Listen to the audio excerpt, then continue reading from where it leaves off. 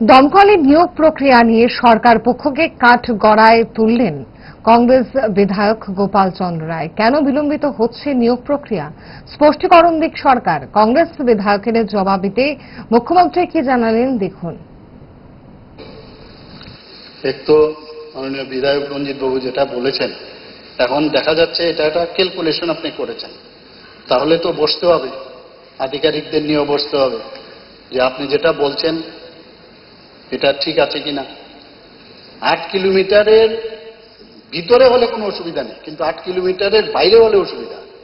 সেটা যদি 5 কিলোমিটারের মধ্যে হয় প্রবলেম নেই কিন্তু।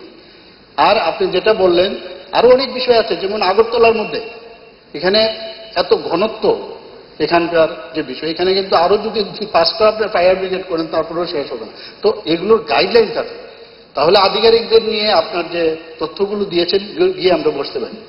মাননীয় বিধায়ক আমাদের গোপালবাবু যেটা বলেছেন, সেখানে এখন পর্যন্ত আমাদের এখানে পোস্ট যে স্ট্রেংথ আছে আমাদের 1556 জন আমাদের আছে। না আমি বলছি ভ্যাকেন্সি আমাদের কাছে 757 মতো আছে ভ্যাকেন্সি। আচ্ছা শুনুন তো, এই যে এই ভ্যাকেন্সি পূরণ করার জন্য অলরেডি প্রক্রিয়া আপনিও জানেন চলছে। কোনো জায়গায় ত্রুটি ছিল, ত্রুটিগুলো আমরা সারিয়ে আবার নতুন ভাবে আমরা চেষ্টা করছি। আমরাও চাইছি যে সব শূন্য পদগুলো যাতে পূরণ হয়। আপনি এর মধ্যেই দেখবেন এই রেজাল্ট আপনারা পাবেন। আর 3 বছরের মধ্যে হচ্ছে তো। আপনি 35 বছরের কথাটি বলুন না, 5 বছরের কথাগুলো বলছেন না আপনি। 3 বছর হয়েছে কি বেশি বয়স হয়ে গেছে নাকি? চলছে প্রোগ্রাম। 3 বছরে যে আমরা 19,800 উপরে চাকরি দিয়েছি এগুলো বলছেন না কেন? 3 বছরে তো 19,800 উপরে চাকরি দিয়েছি, এটা বলুন না আপনি।